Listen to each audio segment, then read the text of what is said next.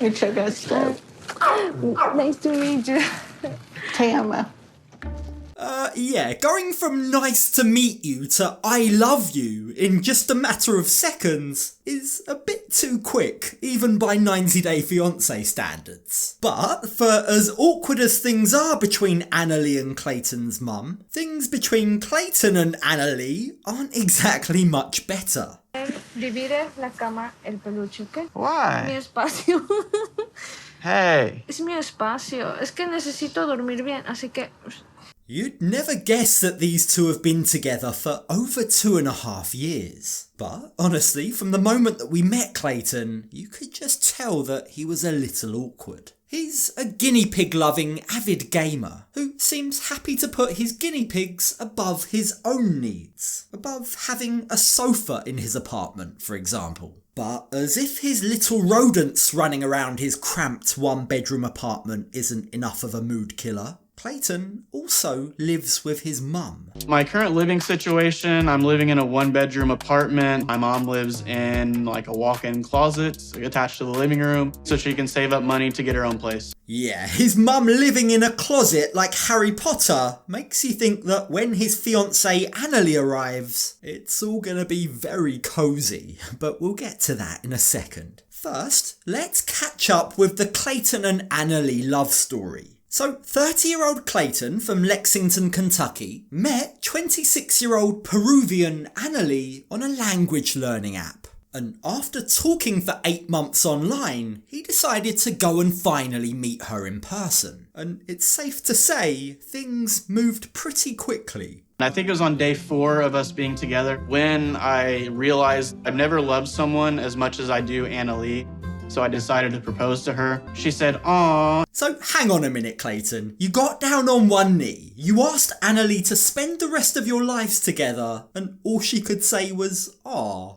That's not exactly the most convincing response. And as it turns out, Annalie's initial hesitance still plays on Clayton's mind. It's a bit of a red flag. It was kind of like a delayed yes, so I'm hoping it wasn't like by coercion or force, but I did get the yes in the end. That might be a clue that perhaps Clayton is a bit more into Annalie than she's into him. But that's not the only red flag that Clayton's concerned about. You see, while he loves his guinea pigs, Annalie also really likes them, but in a totally different way. She thinks they're delicious. My fiance has eaten a guinea pig and she says it's delicious. I'm trying to get my fiance closer to my guinea pigs, but not too close, you know what I mean? Yeah, I don't think he's joking here. Judging by the look on his face, he's going to be sleeping with one eye open, just in case she fancies a midnight snack. Now, all jokes aside, there's also something a bit more serious that Clayton feels the need to get off his chest. As he's gaming with his best friend, a friend he's never actually met in person before, Clayton reveals that Annalie has a track record of hiding the truth. She keeps massive secrets from those who are meant to be the closest to her. You know how me and Annalie have been together for like 2.5 years, give or take?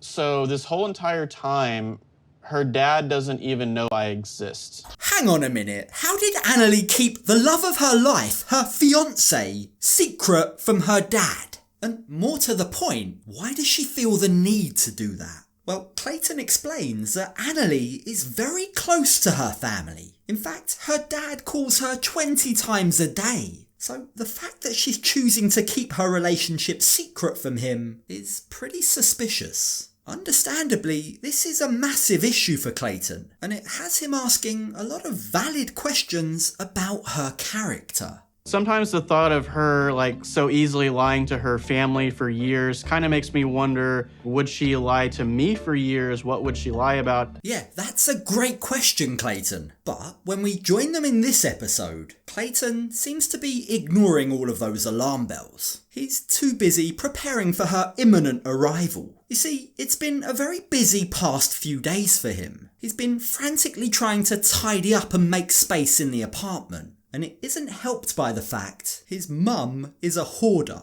And on that topic of his mum, just hit pause on the fact that this is a grown lady sleeping in a closet, right? But aside from that, you've also got to ask some questions about why he feels the need to coach her on how to behave and how to talk to Anali when she arrives. I know there's a language barrier, right? I'm going to be translating for you, but try to talk in like your normal tone, because, just because she doesn't speak English doesn't mean she's like child or... I've got to say, the way he's talking to her here, the way he's explaining how she should conduct herself, that she shouldn't treat Anali like a child, well, ironically, it is a bit patronising. But it also gives us a very telling insight into the mother-son dynamic, their relationship. I have a feeling that it's not just the language barrier that Clayton's worried about. He's worried Anali and his mum will clash. I worry that Anali and my mom won't always get along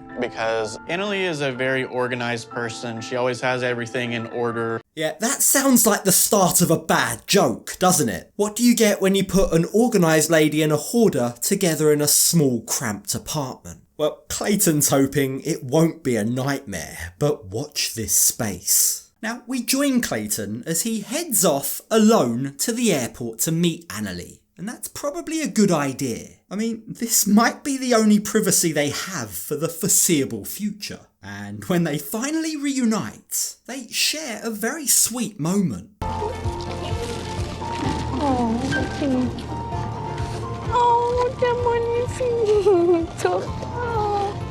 Yeah, enjoy it while it lasts, Anali, because it's not gonna last long. I don't think she has any clue about what she's about to walk into. She's about to have the shock of her life. Now, whilst Anali is delighted to be back in Clayton's arms, she's also very nervous. She's left her entire life behind to move to Kentucky. Now, she reveals that she told her father that she was moving to the States for work. And my fear is, when she sees her accommodation, she might be booking the next flight home. Estoy nerviosa también porque dejé todo, no conozco a nadie aquí, no tengo familia, no tengo amigos, no tengo a nadie, solo a ti. Espero no equivocarme contigo, pues. The way she said that, the tone in her voice that I hope I'm not wrong about you, it kind of sounded like a threat, like Clayton needs to follow Anali's rules. And as they arrive back at Clayton's home, he's worried about what it might mean if Anali's unhappy with his living arrangements. What would it mean for their relationship if she concludes that she was wrong about him? But if Anali and my mom don't get along or there's some type of awkwardness, I honestly have no idea what I'm gonna do because I'm not just going to evict my mom. We're home. Now, as it turns out, although Clayton was worried about his mum being rude, she's on her best behaviour. In fact, she seems a bit unhappy, but she bites her tongue when Anali spends more time greeting the dogs than acknowledging her existence. Her initial hi was completely ignored. Hi. So she tries again, this time perhaps a bit too enthusiastically. Bless her. Hi, Anali. Hi, Brian. You took us to Nice to meet you. Te amo. Oh, thank you. Me too. That's cute. Now, in all fairness to Clayton's mum, she doesn't speak Spanish at all, so it's nice that she's trying to make an effort. But you can just see Anali thinking, what the did she just say? Like, I understand it's an overwhelming situation, but I'd have liked to have seen her be a bit more warm in response. Perhaps Anali's still just in a state of shock about the apartment, because Clayton did mention that she's a clean freak. This must be quite jarring for her. I mean, the guinea pigs have more room in this apartment than the people do. Like, where's the sofa? Where's the dining table? Lo primero que noto en este apartamento es que hay cosas por todos lados y realmente es tan abrumante. No hay un mueble donde sentarse. Tampoco hay una mesa. Clayton's mum literally lives in a closet. Like, come on, how do you stick your mum in a closet that's not big enough to swing a cat or swing a guinea pig in, and not think to give her, like, a sofa bed in the living room? It's pretty crazy. What's immediately obvious is that Clayton did a horrible job briefing Anali about his living situation. Yo no sabía que mamá de Clayton vivía en el closet. Me imaginé como que un espacio Pequeño sí, pero no exactamente el closet. The guinea pigs, the things that she eats, live a far more spacious, far more luxurious life than her soon-to-be mother-in-law. Clayton really should have prepared her better for this. I mean, how the heck did this issue not come up sooner? How did he not give her a video tour of the apartment that she was about to move into? Well, later on that evening, as they prepare for bed and they have a little bit more privacy, Clayton asks her what she thinks of the place, and it's no real surprise that she goes very quiet. ¿Qué esperabas? ¿Qué va a pasar y cómo parece? It's okay. Estás demasiado cansada para quejarte. Yeah, I can't wait to see what Anali will say after a good night's sleep, because even though she's not saying anything right now, it doesn't take a genius to work out how she's really feeling. That grunt of acknowledgement that she gave, that face, it's all pointing to the fact that this isn't what she signed up for. But despite the fact that it's far from the American dream, Anali admits that she's hopeful for the future. Hopefully, sooner rather than later, they might be able to get something a bit more spacious, a bit more like what she's used to in Peru. Que todas las parejas empiezan desde cero y sé que más adelante podemos tener algo más grande, así que no le puedo exigir más a él. She's being very polite here. A lot of people wouldn't be quite so diplomatic. But I'm keen to see how long that patience lasts when she finds out her mother-in-law's a hoarder. Or, as it turns out, when the time comes to get intimate with your partner. By the sounds of things, in these close quarters with a thin wall separating them, their sex life might become non-existent. I feel like it might be the case that me and Annalie are not going to have an intimate relationship too often with my mom 10 feet away. Now, despite the fact that his mum, the guinea pigs and the dogs are just the other side of the door, it doesn't stop Clayton from getting his hopes up. Having been apart for months, he's hoping they're going to be tearing each other's clothes off. But boy is he in for a disappointment, because Annalie, in a scene that reminds me a lot of Usman and Kim, is too busy creating a barrier between them in the bed. Él divide la cama, el peluche, ¿qué? Mi Why? espacio.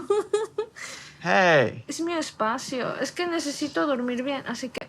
It's as if she doesn't even want to risk accidentally touching him in her sleep, and it gives us a clear indication of how uncomfortable Annalie feels. She's literally got a wall up, and that's a very strong message to send Clayton. It's left him feeling pretty hurt, pretty confused. And all of those red flags that he'd chosen to ignore are beginning to stack up again. It might be because she's been traveling for so long and hasn't had enough sleep, or is it because we're sharing a wall with my mom? I just don't know what to think. Yeah, time will definitely tell, Clayton, but from where I'm standing right now, it's very hard to see that strong emotional connection that made you get down on one knee after 4 days. Where did that go? Was it really ever there?